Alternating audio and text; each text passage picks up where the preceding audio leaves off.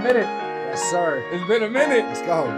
AJ want everything he can. I'll be the one to take the risk to go and get them bands. I'll be the one to never sit and go and make a plan. Knowing my mother getting old and I don't got no time. Gotta keep a couple for the road, the rest get left behind. Yeah. To the hundreds, pledge allegiance, I stand. I'm going to pull four in the fucking white sand. I give it all to this fucking white sand. All right. Yep. What's the deal, y'all? Hope all is well. Welcome back to another episode. And welcome back to season 2. I'm Duke. I'm Omar. I'm Jalon, and this is Nice and Neat. And you know what? Before we get started, fellas, I do want to let you guys know we got Outside on the horizon, and we also got nothing but 100% good vibes. Come on, talk to us. You know. So with that being said, I'm excited for our very, very, very first sponsor, El Jimador. Wow. So let's go ahead and give our drinks up. Wow. And cheers to them. Cheers. Cheers to us. Cheers. Cheers to an incredible episode. We have an incredible guest today. And I'm not gonna get too deep into his intro because I believe that we'll be taking away his just due by talking about him too much. But we have what we have coined him, and the streets have coined him as Dr. Bay. We have Dr. MJ with us today. Let's give it up for Dr. MJ. Yay! What's going down, man? How you doing today, bro? You in your scrubs, man. Straight from work. Straight from work. Man, first and foremost, we want to appreciate you for being our very first guest.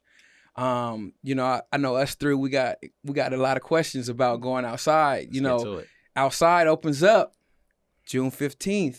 We close. You know, if you guys don't know, Dr. MJ, he's a cardiologist. He also administers, you know what? Because this is a big deal. It's a big deal. He also administers. Nah, don't say. The vaccine. The vaccine. Oh, man. The You might he give you your jab. If you need your jab, he give you your jab. You know. So you could give him a call for that. So, Dr. MJ, man, how you doing, man? How you doing, brother? I can never complain. I appreciate y'all for having me, man. Of course. Yeah, man, it's good to have you, bro. It's definitely good to have you as our first guest. I think it's very fitting, fam, especially with the current climate and everyone trying to get back outside and wanting to know more about getting back to the things that we used to or accustomed to doing. So, I mean, what better person to have here, someone who's certified official in the medical field, who could explain or answer any question that any of us may have. But speaking of medical field, you know, I was on your Instagram looking a couple of days ago, and you know, I've seen a couple of doctors around on Instagram, and you know, they all have these acronyms, you know, in their bio, right? And to be honest, I mean, I'm gonna keep it a buck. I actually had to Google what some of these things were. Like, I know MD is short for medical doctor or doctor of medical, right? But like FACC, right, which is in your bio as well, which is Fellow American College of Cardiology, and then RPVI, which is Registered Physician in Vascular Interpretation, right? Right. Yeah, so like, what exactly do those things mean? Because to us, for me, and I'm assuming for like a lot of the general public, you know, it's just like, they're just acronyms. Right. So a lot of those things basically, are basically speaking on my level of certification. Basically saying I'm legit in what I do, and I put in that time and I work for it. Right. So the MD, as you know, you have to go to med school for that. There's also DO. Those are doctors that go to osteopathic medical schools. And then the FACC. So that's as you mentioned, the Fellow of American College of Cardiology. I'm a board certified cardiologist. On top of that, it certifies the fact that I have educated myself and I have become certified within this specialized field, and I'm a contributor to the field of cardiology. So by having that distinction, it lets patients know, okay, he's legit, right? On top of that, I went and further specialized and I got some more certifications. So that's what the RPVI is. So when I see a patient, not only am I board certified in internal medicine, board certified in cardiovascular medicine, I went ahead and got board certified in echocardiography. So that means I can read echocardiograms, which are the ultrasounds for the heart. RPVI is Registered Physician in Vascular Interpretation. So I can do vascular interpretations, meaning the carotid ultrasounds, ultrasounds of different extremities and whatnot. And I can read those studies as well. And then I'm also board certified in nuclear medicine. So basically all of those things just say I put in the work. And But I didn't see you. That's crazy, right? I didn't see you certified in nuclear. nuclear medicine. Yeah, I don't. There's no distinction that we put on there. Okay. Yeah, there's no distinction for that. The only thing they got for that is called a round of applause. Let's give it Hey, I don't want to brush over the fact that, man, aside from you just being a friend, right, and you just being someone that is a leader in the community, man, it was very important, when we were trying to select our first guest, that, someone that was really a leader, right, and someone that represented what we represented, and someone that, was a professional. You know what I'm saying? So I wanted to ask you, man, do you ever feel pressure, right? Because I always I'll be watching a lot, right? Do you ever feel pressure being a African American doctor? Do you identify with African American, Black, or Nigerian? Ooh, I identify with all of them. Okay. Okay. That's another conversation. Yeah, that's another conversation. Okay. I like that though. Okay, that is another conversation. I like that. But being an African American doctor, do you feel pressure to almost always be put together and always be professional, right? Yeah. Because what you look like, where you come from? 1,000%. Coming up, I've always been the minority, right? Mm-hmm. Especially then when you go into a field where you have always not been accepted, right?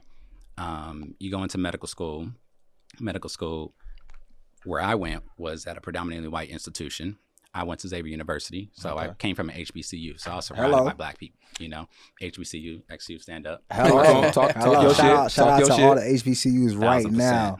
1,000%. And so when I went into medical school and now I became the minority again, I was like, okay, this is what it's going to be for the rest of my career, right? And I don't like that. In every specialty, there's literally about 2 to 3% of that specialty is full of Black people, right? Women and men. We're always the minority. We're used to that. Yeah. But my whole thing was like, I'm not about to switch things up. I'm not about to conform to what people are used to seeing. Right. So it was very important for me to maintain my culture. It was very important for me to maintain my individuality as a Black man, knowing that there was going to be sometimes negative connotations that came with that.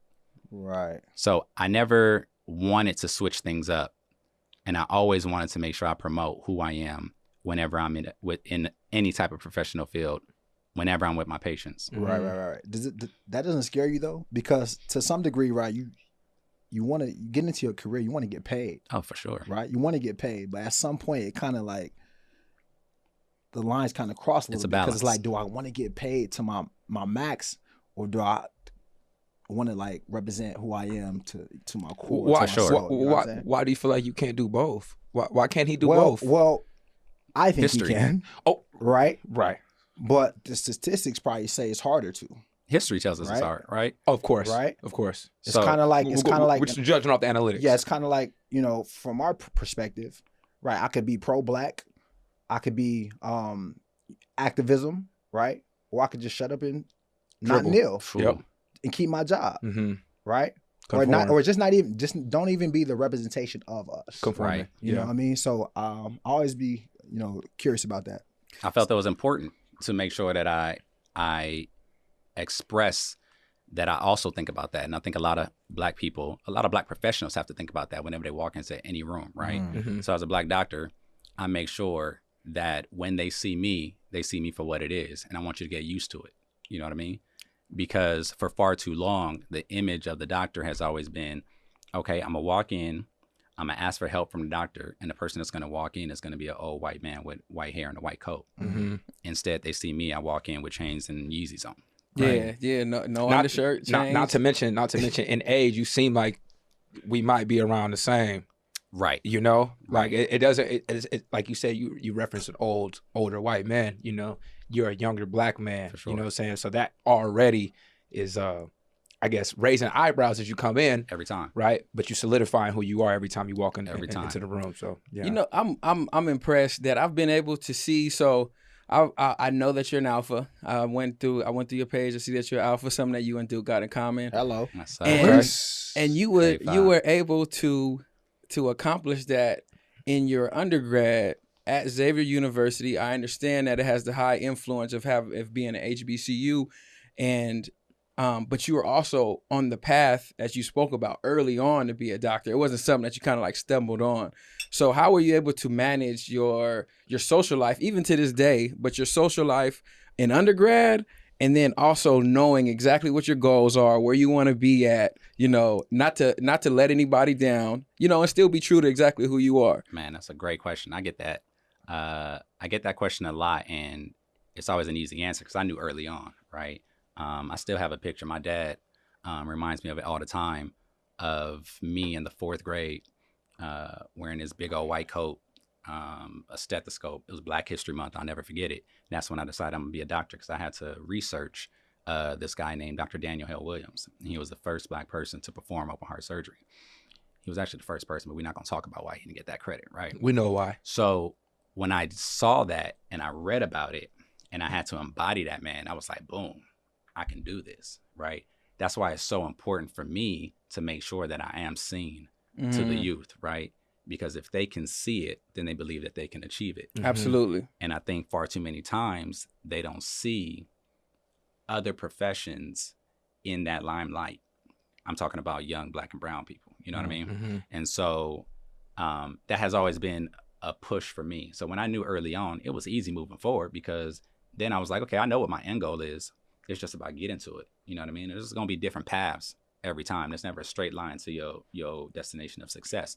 But because I know where I'm going to be able to find it.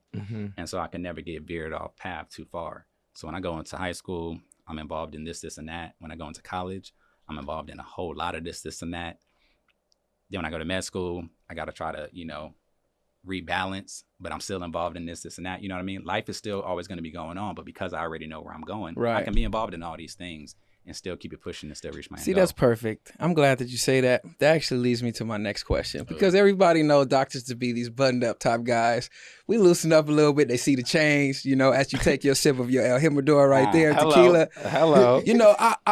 I'm curious to know, like, what are some of your, and you know them, what are some of your, like, your unhealthy hobbies or your unhealthy interests that you just, they're not necessarily even beneficial to you, but like, this is just kind of something that I do. Or like those things that people would be like, yo, he does that? Yeah. Yeah. I think especially in this day and age, and because we live in Los Angeles, one of the big things is the lifestyle, right, and diet. A huge proponent of a plant-based diet, right?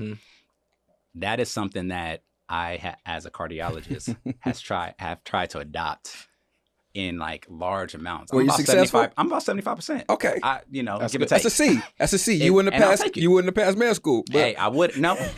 As I like to say, I want everybody out there to know P equals MD. You know what I mean? You just gotta pass. All right. Learn what you gotta learn, but pass. That's a big thing. But that's a huge thing, and I always tell my patients everything in moderation. Okay, so whenever you try to do anything too much in extremes, you're bound to have trouble. You know what I mean? You're bound to fail more often. And so I never tell anybody to jump into everything just like that. I talk about patients quitting smoking every single day, right? I never tell a patient don't touch a cigarette tomorrow. That's unrealistic. Right. You know what I mean? You have to have a goal and then you eat at it a little bit. Right. So I tell patients, I want you to not be plant-based. I want you to be plant predominant, right? Try to have most of your meals be plants. Try to incorporate it a little bit here and there until it starts becoming a habit for you. Yeah. Right. So one of the things that, I do that, people still look at it like, he does that. I love In-N-Out. I can't say no to In-N-Out. You can't say no. You come on, bro. You're an LA kid, dog. You can't. I can't. He's an Excuse me. My kid. bad. With all due respect. I'm sorry. With all due respect. I'm sorry, fam. I can't even let you go there like that. Well, I mean, he lived, but like he an IE kid. Okay. And since we're on the topic, both. Hey, but since we're on the topic, I just really quick, I just want to speak double back on you understanding who you wanted to be early on. And I just want to get this off real quick because I just want to give MJ his flowers while he's still here. Absolutely. You know, I've had the pleasure of knowing MJ since middle school, you know, and I can't remember an early conversation in middle school about what we wanted to do. I kind of think for all of us, those were kind of private conversations we were having with ourselves. But as we entered high school, those are conversations that you begin to have amongst your peers, you know, and MJ was a hooper, you know. But MJ was one of those hoopers who was never tripping because he always, I'm about to go to med school. Like from early. So like, you know, everything that he's saying is the truth, fam. I've been able to witness it firsthand. Literally I met him, he was in the 7th grade, I was in the 6th grade when I met him, you know? And obviously we've had an ongoing relationship since then. And it's just been amazing to watch your story unfold, bro, and watch you achieve the things that you set out to achieve at an early age. Man, I don't want to throw your age out there, but everyone knows how old we are. We went to how old I am. Yeah. We went to high school together, man. I think that says a lot about you because we know a lot of doctors who take a lot of time. Yeah.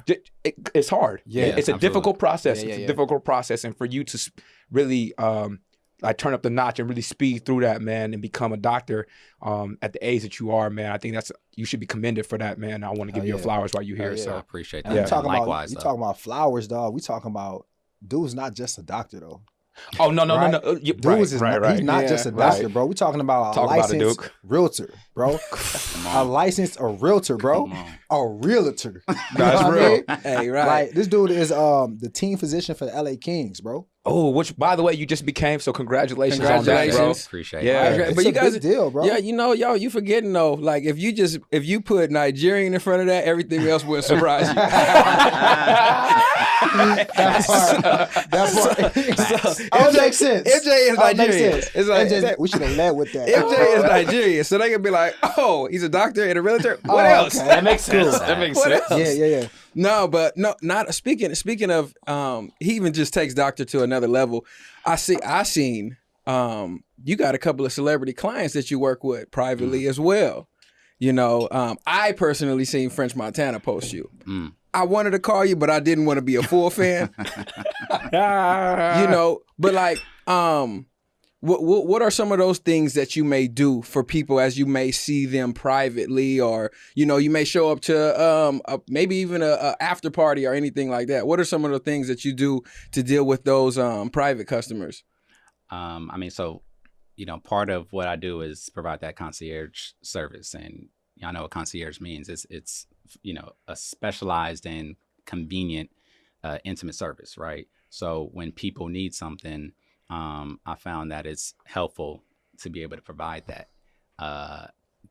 Being who I am, what I do in Los Angeles, I fit a different type of mold, you know what I mean? So I found that being a young Black concierge doctor has allowed me to, you know, come in contact with different industries and different realms. And so a lot of my clients patients are in the industry, be it music, entertainment, athletes, executives, you know, et cetera, et cetera. And so what I do is whatever it is that they need for that service, you know what I mean? And the whole point of being concierge is being at the ready, being available, you know what I mean? So if they need to pull up to the house, to the studio, to the movie or TV set, to the hotel, wherever it is that they need, if they're feeling sick, if they're feeling ill, if they just need a consultation for anything, if they need medication at that time, that's something I'm able to provide. MJ expensive too. Well, he said concierge service, so it just clicked to me. You know, I got some. He's worth every dollar. I'll say that. I would say that too. I got some. I called him in the morning. I called him at 9:47. The lady was doing blood work and done on me at 11:12. Hey, we not playing. Nah, I'm serious about my service. It was A1. It was extremely efficient. I suggest it personally.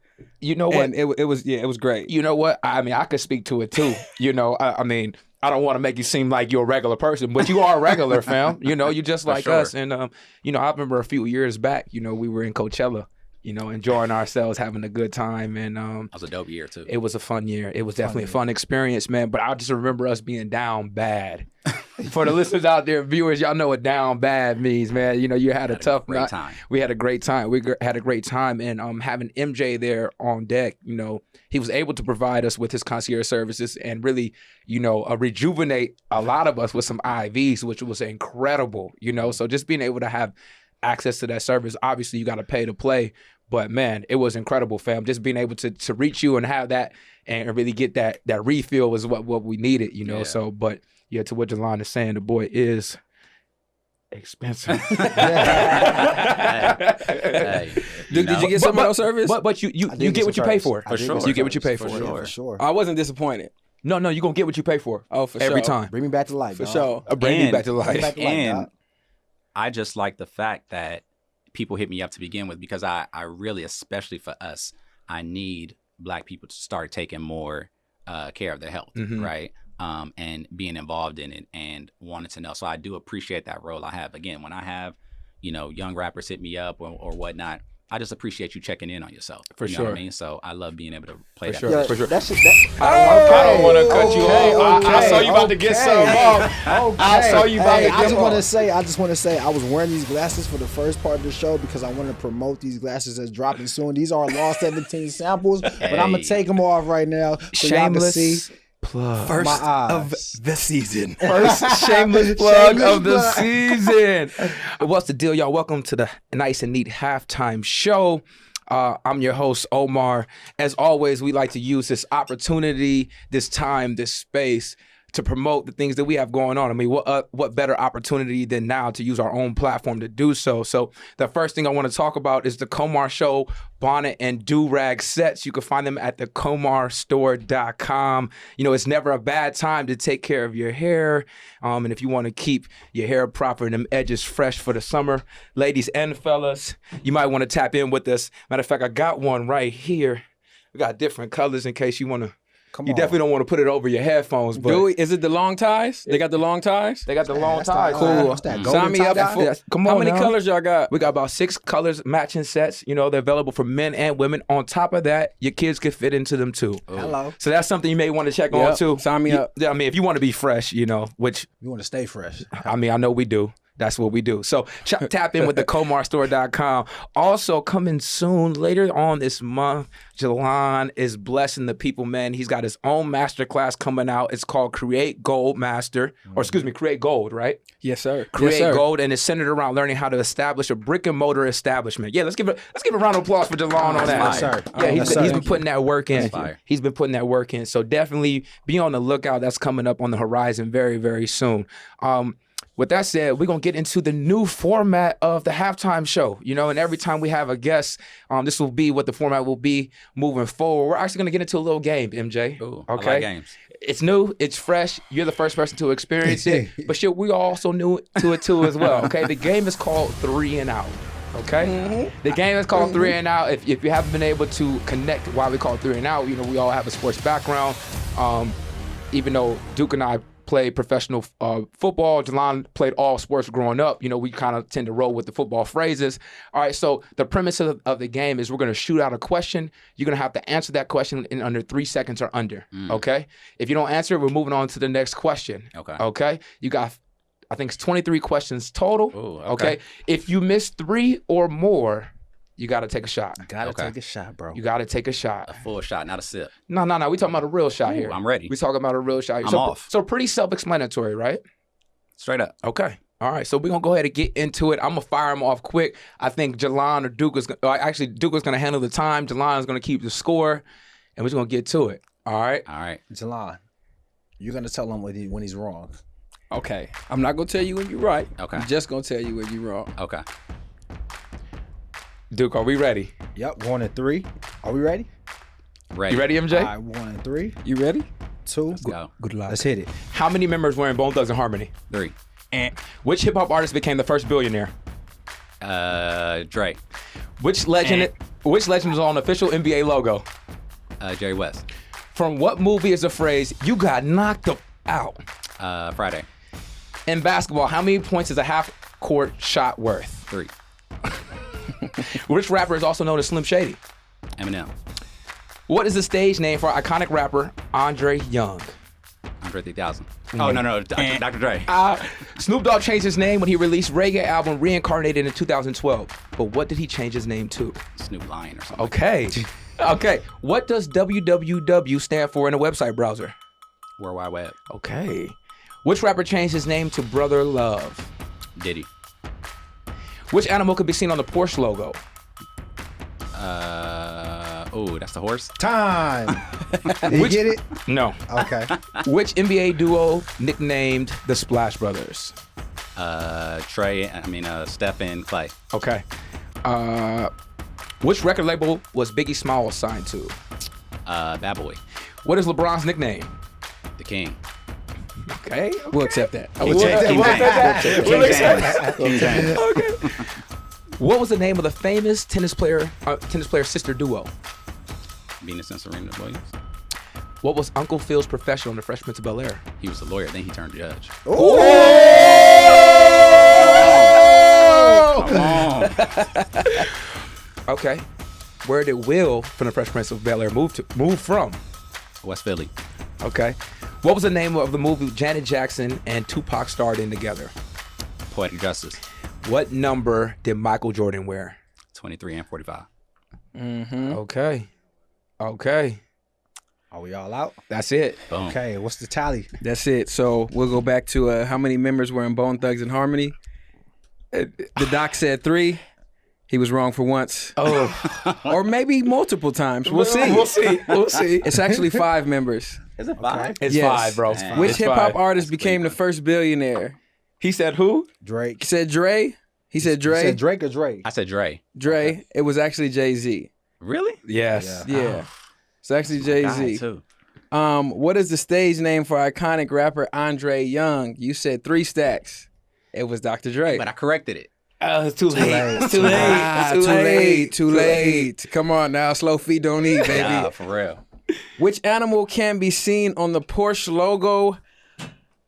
So this is that? 3 and 4 is a big difference. 3 wrong and 4 wrong is a big difference. I'm going to give it to you. Word? Okay. I'm going to give it to you because it came at the buzzer. It came at the buzzer and you said horse, and that was just impressive altogether. For Okay. me. Okay. So with that being Respect said, it. you still got 3 wrong. You got 12 out of 15. Take And that you still Humidor. need to take a shot. You want to pour him up? that at Humidor. You want to pour him up? Okay, while MJ is getting his shot, his glass refilled by Jalon, we're going to go ahead and conclude this halftime show.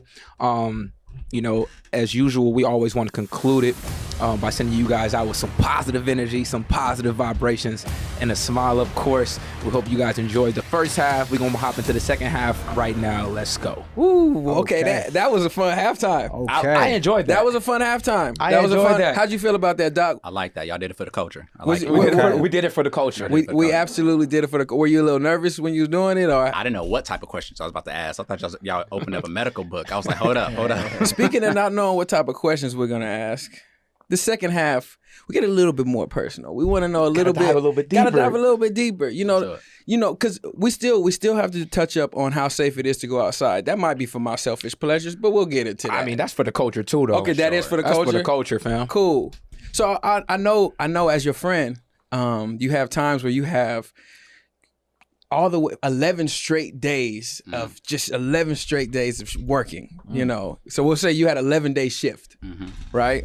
How do you keep it fun without that time where you get off? It's just like, okay, this is just my 2 days, 3 days to rest, and then I get back to it. How do you keep it fun? How do you include date nights? Like, how do you include all of that? Really quick, I want you to, if it's not too much for you to explain exactly what 11 days means. What 11-day shift is? Yeah. So, Yeah. Because as you said, that's crazy. As you said it sounded crazy to me. yeah, it's wild. It's crazy. It's crazy. I took it for what it was. And he told me, okay, he'd be working for a week and a half and a day. That's- So, Yeah, I don't know. I don't know. In medicine, I mean, you guys have heard of call, being on call. Yeah. You know what Yeah. I mean, right? So that's essentially, what he's talking about on my current job, and it's different depending on what stage of training you're in, or whether you're out and done with training like me and fully working, right? We all learn how to do call, and call is when you are at the ready. You are literally on call. Historically, it came because back in the day, doctors like myself who do concierge and house like calls yourself, and like whatnot. black doctors, or No, that do concierge. Okay. Back in the day, house calls was the normal thing, right? They didn't have the big hospitals. They didn't have, the clinics that you go into. It was, you need a doctor, you call that doctor to come, and they were at the ready. And so in medicine now, when someone is on call, they're the person that's in charge and I guess, responsible at that moment. So in training, we used to literally do 30+ hour calls. Back in the day, it used to be crazy. That they had to start implementing rules because it started getting wild. You know what I mean? Doctors would be sleepy, messing up during procedures, and or even putting themselves at harm. Minus not even the patients, but themselves. Like, you go home after 30-hour call, you did X amount of procedures, this surgery, you didn't get to sleep because somebody was sick, and then you drive home and you get in an accident. Like, that used to happen to a lot of doctors. But that's what happens when you're on call. You're just available for whatever is happening. You are the person that's on that shift. And so right now, my job, when I'm on call, I'm on for a whole week. So that's 7 days straight. But I do that right after I come from being on my clinic weeks where I'm seeing patients on a day-to-day. And so I go, typically it's 11, 12 days straight when I'm just completely on, no days off. Well, I guess that answers the 11 days straight. Yeah. Well, let's get back into the balance, right? Which is what you were asking. Yeah, when do the fun happen? When do the love happen? When do the good stuff happen? For me, all the time. When do I drop the DR and it just be MJ? When do I get to do that? Yo, that's a good question. I think this gets back to what you mentioned earlier with just how was I able to reach my goals and be a part of this, and that. And one thing that I learned from an early time was time management. You have to be able to balance. You have to be able to know how to prioritize things. That's what we do in medicine, right? It's called triage. Y'all heard of triage? You know what I mean? Somebody walks into the emergency room, 10 people walk in. We got to be able to say, you are more sick than this person, so you got to come first. You are less sick, so you have the ability to wait a little bit, right? It's triaging. I believe you got to triage everything in your life. You know what I mean? You got to triage relationships. You got to triage friendships. You got to triage your businesses. You got to triage education time. When kids come into it, you got to triage that. You got to triage everything. And so it's about finding how to make that balance. And I think I've done a good job of that because I had good practice. You don't go to HBCU and, be online and go through all that trouble and come out the other side and not learn a few things. So let me ask you this. Growing up, right, everyone always made doctors and lawyers out to be the, when you grow up, you're going to marry a doctor or you're going to find a lawyer, right? And it's such a stable career, right? In your single days, right? Do doctors have groupies like that? Like, what are those groupies like? You know what I mean? What does that look like? What does that look like? What does that look like? What your DMs look like? That's what we want to know. We come from a sports world, right? But we don't really know that world, right? Professional lawyer, doctor groupies. What do those women look like? What kind of things are they in your single days? Okay. Yeah, in my single days. In your single days. Let's just be clear. Highlight that. Which, by the way, the women be sleep. Like, we only be making that money for X amount of years. They be for the L. Slumber party. Hey, they be for the L. So, like, is there like a culture of women that strategic? What am I saying? Strategically specifically go after like doctors and lawyers?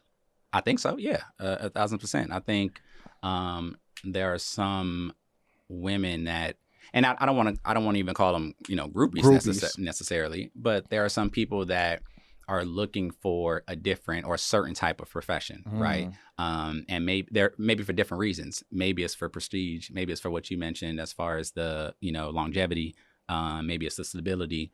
Maybe it's because it has to come with a certain level of intellect and knowledge to be able to do it.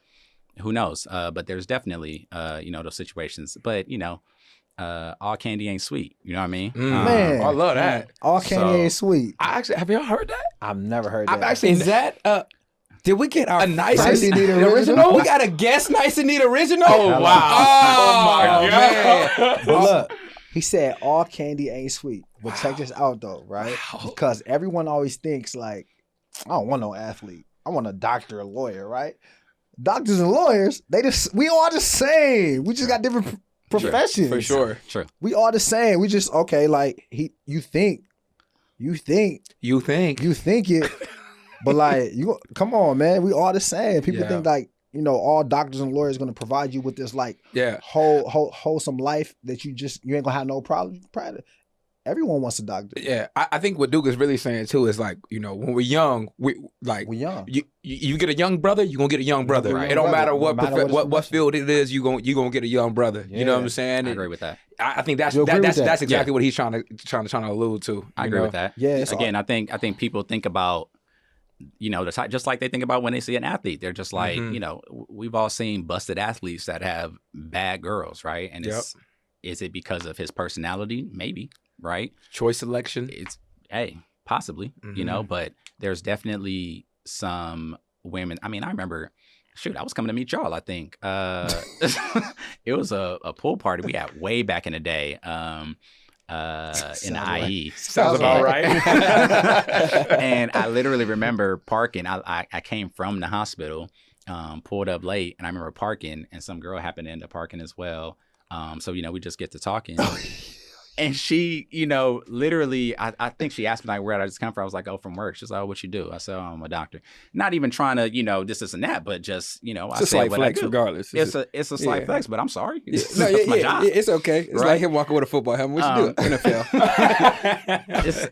It is what it is. It is what it is. And then she was like, oh, doctor, put my number in your phone. Yo, I remember this. Excuse me? I know who it was. That's wild to me. Back That's in the great. day. That's Long time, great. long That's time wild ago. to me. That's great. This is a long time ago. Many Long moons. time Many ago. moons. Long time Every time ago. we talk about a story here, it's always in the past. Just so you guys know.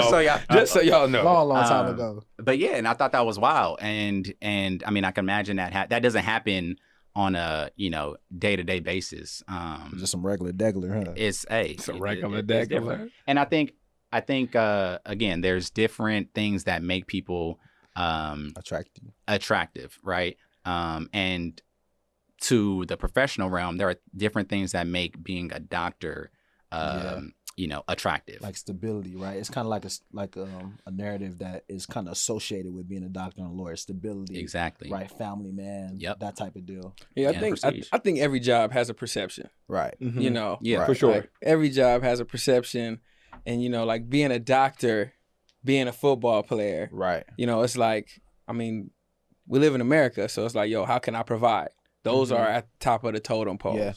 you know, of providing. Yeah. And that's kind of why I asked you the question earlier about, do you feel pressure to kind of fit that mold and be professional all the time? Because I understand the stereotype is like, yo, you're a doctor, you're supposed to be tie, Buttoned up. no tattoos, no earrings, right? Speak like the way we want to speak, right? But if you're an athlete, you can be in a club if you want, as long as you perform on Sundays. Yeah. Because the perception, right? Yeah. But like sometimes doctors want to have fun just like that. Yeah. Absolutely. Yeah, It's right. still human. Sometimes doctors want to give out their number at pool Exactly. parties. You know? And sliding girls' DMs and stuff like that. And it's still Right. good. I'm still a you professional. know, 1000%. I just want to have fun. But how do you feel about that, though? 'Cause I know you mentioned, you just briefly touched on Yeah. the tattoos thing. Like, how do you feel about doctors coming into the office, visiting patients, tattoos visible? I guess you guys kind of have the lab coat, for lack of better words, Yeah. over your scrubs. But I mean, is that like do you think that's like a red flag? Do you think you would feel comfortable coming in with patients and feel comfortable about, you know, your knowledge and being able to offer them help? Or 1000%. I would say that tide is changing. I really see a lot more people being themselves, you know what I mean? And representing the culture or their culture, whatever it may be, without having to worry about, you know, the stigma of not being that buttoned up person, you know what I mean? So I'm seeing a lot more doctors wearing their tattoos out, which is fine. I personally don't have tattoos, but I don't have a problem with that. Yeah. Wearing their nose rings. My fiance got a nose ring, you know what I mean? Like, I think that's something that you should do. You should maintain. I'm glad you spoke about your fiance, because and we big talk her up about now. women. Big up your queen now. Yeah, talking about women. Have you seen in the I guess you could call it in the hospital, right? Am I on par? In the hospital, hairstyles. Yeah. Have you, within the last, I'm gonna say 18 months, if I really want to keep it real tight. In the last 18 months, have you seen a lot of the black doctors, female doctors, get a little bit more comfortable with their hairstyles, or it's still kind of status quo? Nah, I would say black doctors specifically. Yes. I mean, my fiance, when I met her, she's, you know, big curly hair. She always wore that. You know what I mean? That was not something that she felt like she needed to hide necessarily. Now, when you got the job, it's different, right? Interviews, you know, that's still a thing. But again, for Black and brown people who have these, ethnic style hairs, and they have this hairstyle that they were just born with, it's hard for them to figure out what is allowable, what's professional, and what's just them. You know what I mean? So guys, it's more simple. You get a cut, you get a lineup, you put on your suit, you good. But women not only have to worry about what they dress like, but also what their earrings are like, and what their can they have too long of eyelashes? What style do they have to have for their hair? Like, it's a lot. So okay, did you meet your fiance at work? I did. So was she pulled up on her? Was the eyelashes out? Was the hair done? Like, did you see her under the scrubs? Did you see what it was? She was at work. And what do you mean you pulled up on her? Yeah, like she was in scrubs. Like, what do you mean you pulled up She on probably her? she had the Crocs on. And then walk around like, No, she ain't had Crocs. She had on kids. Oh, the kids. Kids. She had on the kids. Actually, when we met, we were both in a situationship. She had a boyfriend at the time. I was in a situation. So we actually, it took time. It took time for us to actually build. It was meant to be. Absolutely. Because any Absolutely. situation you had before is simply just a footnote in the rest of everybody's lives. Come on, just got It's you just ready. a story. Got you ready. That's all That's it it. is. Point. Just preparation. Yeah, Practice. absolutely. It's game time So now. practice. So I'm glad that you're talking about that. I've always been curious because people tend to date people who not only understand their lifestyle, but they may be kind of like associated with it in some way, shape, or form. Yeah. Did you always feel like you were going take the risk to go and get them bands? I'll be the one to never sit and go and make a plan. Look at my mother getting old now, got no time. Gotta keep a couple for the road. Never date a doctor, be with a doctor. I was just like, I have the same perceptions that I think a lot of people who aren't in medicine have, which is just, doctor schedule is too busy. You know what I mean? You're not going to be able to maintain having a relationship. Y'all both always going to be out. When y'all going to see each other? What type of kids, lifestyle y'all going to be able to have, et cetera, whoop-de-whoop. So I always thought that was the case until I was part of it. You know what I mean? And then I realized that's not necessarily the case. It ended up happening that I ended up with a doctor, even though I said I was never going to be with one. I don't think I said I was never going to be with one, but that wasn't what I was planning for. You know what I mean? But that's what happens with proximity as well. You really start to see people. You start to build, and you start to get close, and that's what ended up happening with us. But that's not a common thing, and that's never what I expected at all. You guys work together or no?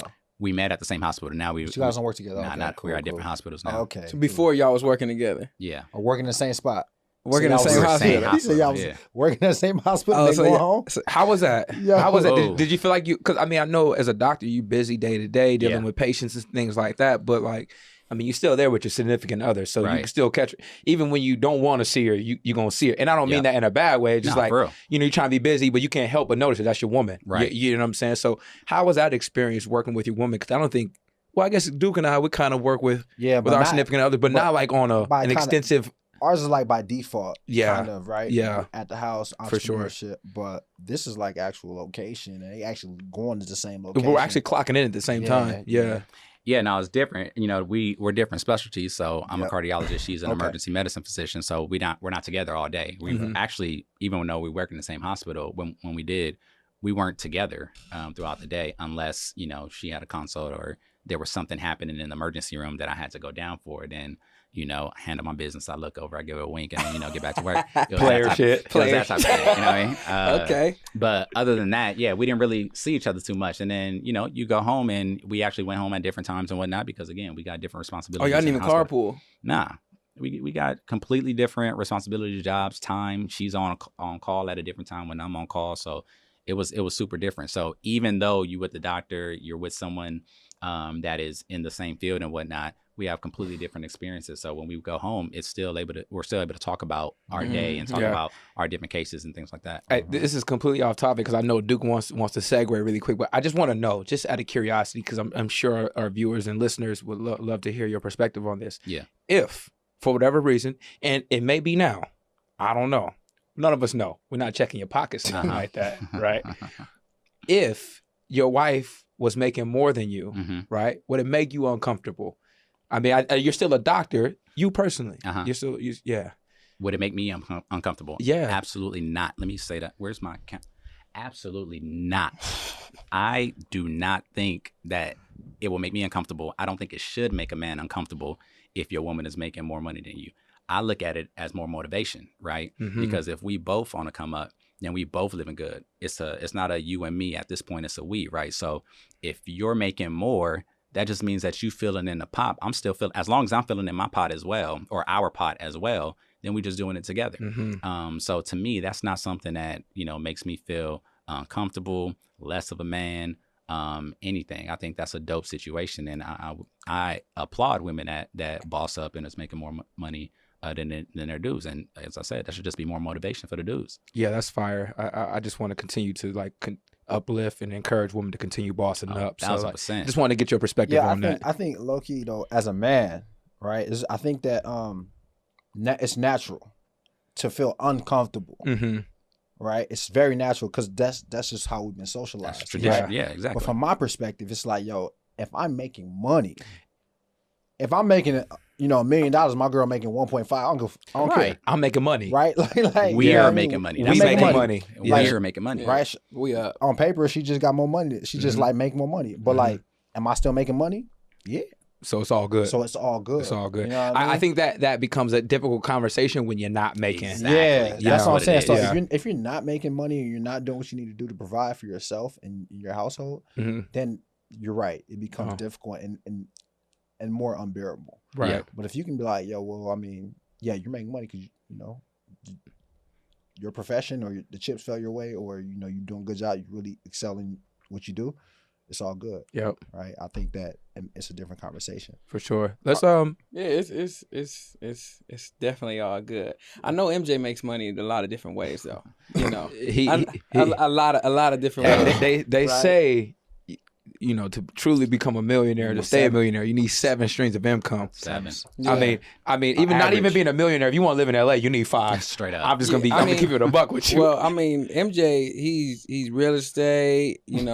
He is the doctor. He got his. He's got salary. He got his salary. right? Salary, right? And 1099. Then Come on now, independent 1099, contractor. We're gonna get after. That's another one, right? Okay. Then we got the Maven. That's his private concierge service. Then, yeah. then the social media deals that come in. The social media deals, because I seen him on Baller Alert. He was balling. He was He was on there. balling. He was balling. He was balling. Let's not forget he Nigerian. So that's a whole nother stream of income that you are. That's a Multiple whole- avenues of just revenue. that. y'all. Right. But speaking of that, right, I want to get into another avenue that you do. You administer the vaccine, correct? So, June 15th is around the corner. We trying to get back outside. We're trying to get back outside. Absolutely. Is it safe to go outside without the vaccine? Short answer is yes. Is it safe to go outside without the vaccine? The question is, who are you putting at risk, yourself or someone else? Right. So, is it safe to go outside? Yeah, absolutely. That's outside is not the problem. Outside is Okay. not the problem. Exactly. Got you. Okay. Exactly. Thankfully, we're in a situation where things are a lot better than where they were. And, let me preface that by saying that I've, been literally in the gutter for the past year and a half. You know what I mean? So if anybody's trying to get the fuck outside, I'm trying to get outside. Yeah. You know what I mean? Like, we have been through this pandemic in and out in every type of way. Working in, I worked in urgent cares. I work obviously at in the hospitals. I was at County Hospital. I'm at Cedar Sinai now. Like, we are in situations where it's busy. And so to see what was happening in that hospital, to see what was happening in those bedrooms, I've literally been in the room as the patient died because of COVID, 50 years old. Then I got to turn around and look at the family member who initially was not even able to come into the hospital because of all the limitations. And then when they finally get there, they can only see their loved one through glass because obviously we don't want them going inside and contracting it, right? And so I've seen that. So it's super hard for me to tell people that, it's nothing, take the risk. You know what I mean? Yeah. But the goal is, I think, the same for every single person, hopefully, and that's to get outside. That's to be able to get to a situation where we have we have no mask on and where we're not having to worry about whether I can, be at this venue or give this person a hug, et cetera, et cetera. So it's not about, can we get outside safely? You can get outside. It's just, who are you putting at risk So if you not have the vaccine? do you suggest the vaccine? I 1,000% suggest the vaccine. But Are you saying that just because Yeah, he's saying that just. Are you saying that just because you're Talk a to doctor? me and ask me. Ask Are me. Yeah, man. like seriously, like, are you saying that just because you're a doctor, or are you saying that because I'm your friend? You know, like, Neither. or are you saying that just because I'm a regular human being and you're aware of the consequences, the repercussions, and everything negative that comes along with the virus? The latter plus the science, right? So Plus the science. I'm someone who we've talked about this whole time, the time that I've put in. I haven't even sat and, calculate how many years that I put in, but we're talking about medical school. We're talking about undergrad doing pre-med. We're talking about medical school. We're talking about residency. We're talking about fellowship, right? I could have stopped at residency. I said, nah, I'm gonna do a little bit more. And I went and did a 3-year fellowship, right? All this time of training and then being in the work field, I've been exposed to science, right? So you can't ask me to ignore what I've learned, right? I feel that. You can't Yeah. ask me to ignore Yeah. what it is that I use to save patients, Mhm. right? Yeah. I've thankfully been in situations where I was in the room where a patient was trying to die, and we were thankfully able to use the science and the knowledge that we've learned to resuscitate and bring this patient back so they can go home to their loved ones. I'm a little confused because you said trying to die. I mean, like, a patient is like, you're doing everything you can. And you're just like, man, it's one of those situations like, no matter what we do, Their it's like body's trying their to body die. is Okay. just like, Yeah. not, It's failing not- them. Exactly. It's Not the failing them. patient is trying to die. To that point, when you're in that situation and, you've seen that happen with patients, I'm like, I don't want this happening to anybody that it doesn't need to happen to. Mhm. You know what I mean? And so that is the reason as to why I think it's important for us to try to make sure we mitigate that by all costs. And Mhm. that's the reason why I believe in the vaccine, because of the science. And the science has shown us that these have been through the rigorous testing that we put aspirin through, that we put all these other medications that we use on a daily basis through. I'm curious, Doc. Can I call you Doc? Absolutely, man. Okay, cool. MJ to you. So, I'll be back in January. I end up contracting COVID, Mhm. right? I went back to the doctor, see how everything was. They said I had the antibodies. I was doing much better, right? I didn't really suffer any crazy symptoms like that, but Good. I remember I had a headache. Omar called me. We were supposed to do something. I was like, I won't be able to show up. He said, just go get tested. I was like, go get tested? It's a headache, bro. He said, go get tested. I got tested. Bam. Boom. I got it. Hit me, right? It's crazy, though. As soon as your body finds out you got something, it's Everything like, comes. What is that? Everything Actually, that's comes. another conversation. Hey, right? As soon as you find out you got it, that's why I'm like this, That right? tells you the mind-body connection right there. Definitely. It's very strong, Definitely. very strong. I thugged it out, pretty physically fit. Can't tell from the shirt, but I did want to ask if I already have the antibodies, right? Because essentially that's what a vaccine does for you, right? Yes. What is the difference between already contracting the virus and getting the vaccine? Can I still pass it to someone? And if you have the vaccine, can you still pass it to someone? What is it? What will be the benefits of someone in my situation to get the vaccine? Hey, great questions. That's a lot. And so I'm gonna try to answer each and every one of them. And if anyone got any specific questions, obviously hit me up. But the difference between contracting it naturally versus getting the vaccine, right? Contracting it naturally, you have to go through the mud, right? You have to get sick, and you can be lucky like you and have mild, actually not even you can be lucky like one person have no symptoms, which happens to a lot of people, right? You can be have mild symptoms. Worst headache in my life. You know? I thought I had brain cancer. I'm not even gonna lie to you. Well, hey, that's you more in the moderate stage. No, then, seriously, it was 'cause crazy.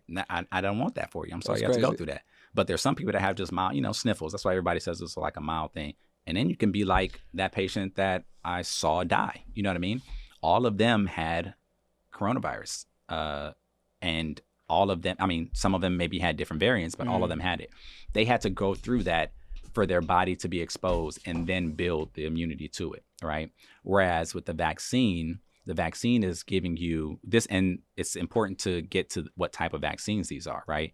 These vaccines aren't like the flu vaccine or some of the other vaccines where they give you some of the virus, right? Where they give you important to know. That's exactly. important to know. There are some viruses that give you live attenuated virus, or they give you viruses that are inactivated, but your body still sees them. These vaccines don't give you any of the virus. they give you basically the instructions, the recipe of how to cook up the spike protein, which is all your body cares about because that's the most important part of the infectivity. The virus needs the spike protein to get into the cell. So your body says, okay, cool. If I have this recipe on how to make protection against the spike protein, I'm going to get that in just a shot, make that protection. And now if I do see the virus because someone exposed me, now I already have that protection. So you didn't have to go through the risk of potentially getting sick. And again, you may have had no symptoms when you were sick, which I hope that's the case for anybody that gets sick, or you may be the person that ends up in the hospital that I got to see. So that's the difference between that. Can you still infect somebody with the virus? The short answer is we don't know, right? We believe, though, that, and from what we've seen from the thousands of patients that were studied, is that once you have the vaccine, you have much less virus in your system. That just makes sense because you have antibodies that are in there just knocking each virus that comes in out. So you have much less, right? So if both of us get infected, you never had it, I had the vaccine, your body needs time to build up that immunity, whereas my body already has that immunity. So I'm going to have less virus in my system. So then when we walk over to Duke and he has the potential to be exposed, I'm going to have a less chance of exposing him because I have less virus, whereas you have more virus in your system just because your body didn't have time to kill all of those. You asked a whole bunch of other questions, but What if I had it already? if you had it, good question. So for people that had it already, I think that, well, not again, whenever I say anything in medicine, it ain't my opinion, right? It's fact. Right. It's fact. It's either this is what it is or this is what it ain't. Or I'll always be honest and say, I don't know. You know what I mean? In the situation of someone that had it before, what we've seen is that people that had the virus already, they have immunity, right? You have antibodies to the virus.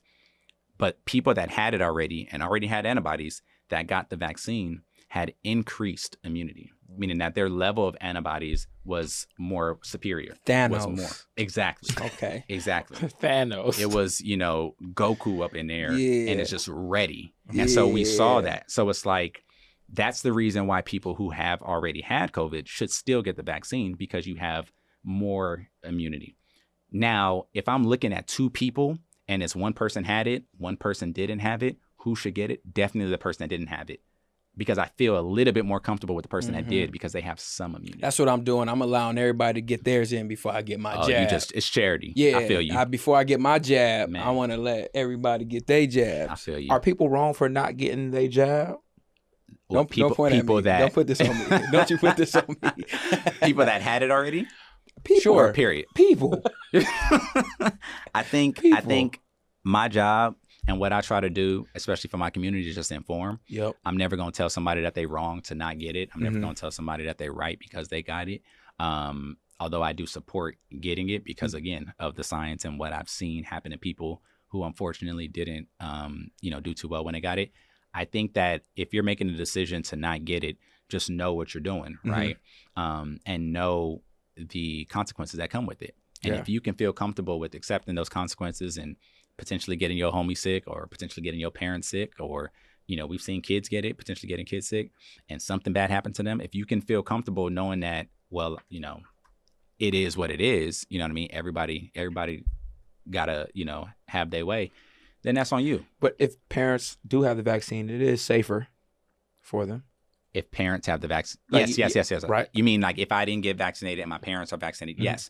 What's most important, I think, is for parents to be vaccinated because you being vaccinated means that you're protecting yourself.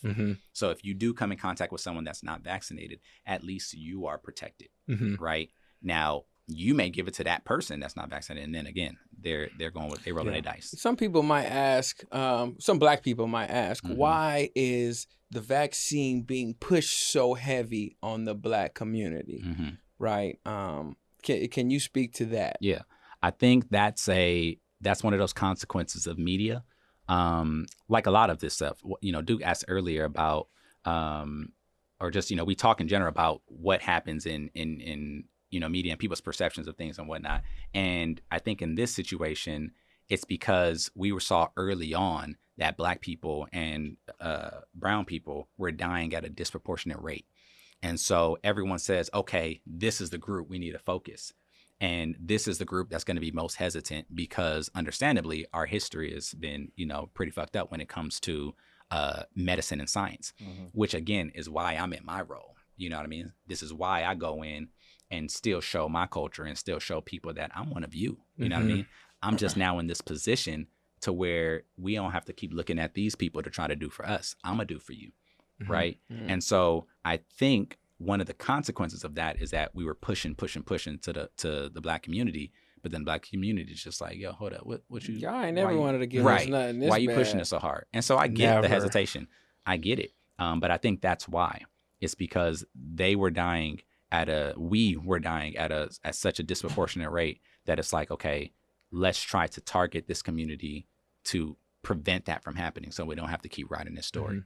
But obviously, it keeps going in other ways, and the media takes things to another level. Where I see Duke getting antsy, he want to close us out. But I got one last question for you, and I know and I'm not limiting you or putting a ceiling on you, but you're more so a physical doctor, correct? Yeah. Right. Yeah. This question is more so pertaining towards mental health, and I know we just came off of last month being Mental Health Awareness, and a couple weeks ago, Naomi Osaka, I believe that's her name, tennis player, famous tennis player. Last week, yeah.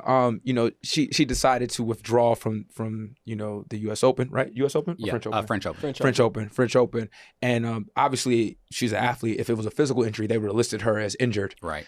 So I kind of just think a lot of these things have to do with her mental health, and I kind of just want to know your thoughts because she's receiving a lot of backlash in the media, and me myself being someone personally who's working on their mental health and just making sure everything is right for me upstairs before I kind of present myself to the public. I kind of just wanted to get your thoughts on that, and where do you stand on her decision, to withdraw from the French Open, and do you think she's right for making that decision if it is based off her mental health? Yeah, I mean, first and foremost, I think every doctor needs to make sure that they also have a focus on mental health. So, I'm not a psychiatrist or a psychologist, but we do train in mental health and psychiatry, and it's for the reason that every patient that we see is going to have some type of mental health that their doctors, no matter what specialty, should be focusing on. I truly believe in that mind-body connection, and I think that me as a cardiologist, and again, remember, I'm a board-certified internist, and I deal with primary care situations as well.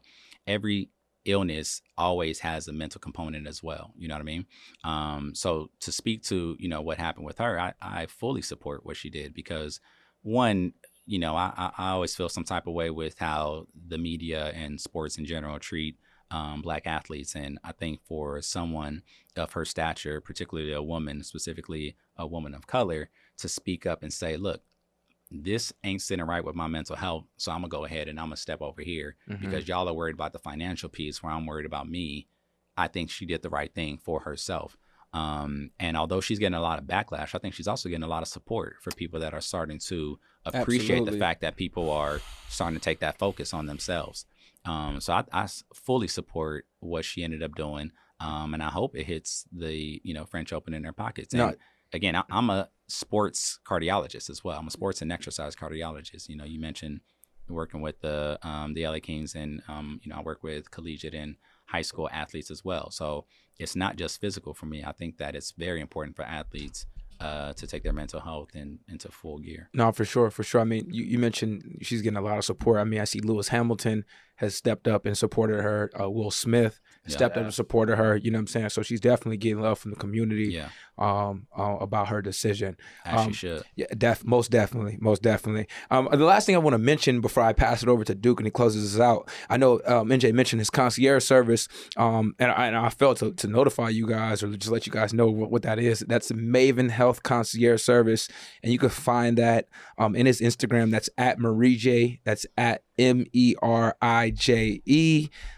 You could hit him up in his DM. His email is also in his bio as well. Just reach out to him if you feel that you need to connect with him. You want to build a relationship and establish your own concierge service for you and your health, and you and your family's health as well. So just keep that on your mental. And yeah, Duke, go ahead and just close it out, man. Yeah, man. So if this is your first time watching or listening to us, then make sure you go ahead and hit that subscribe button so you stay tapped in with all our episodes, man. There's plenty of dialogue that that helps shift your perspective or heighten your perspective. The purpose of this episode was to, help disrupt the narrative, surrounding Black people and Black professionals, right?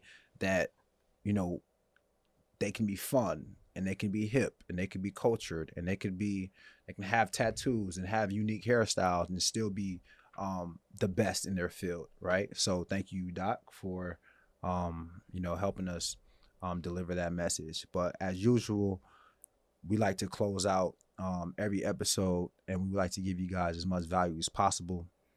Last season we were doing podcasts, but this season we're going to open it up a little bit, whether it be a podcast, whether it be a book, whether it be a movie, or any type of deal that we can we feel can help you, right? So we're talking about mental health.